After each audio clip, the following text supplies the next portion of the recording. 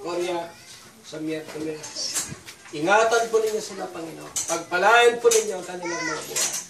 Ilayo ng anumang kapahamakan. At gamitin. Salamat sa inyong presensya. Ingatan po ninyo ang aming mga kapatid. Magmula pinakabata, Panginoon, hanggang pinakamatanda. Ipuin po ninyo ang aming mga pisikal na pangangatawan.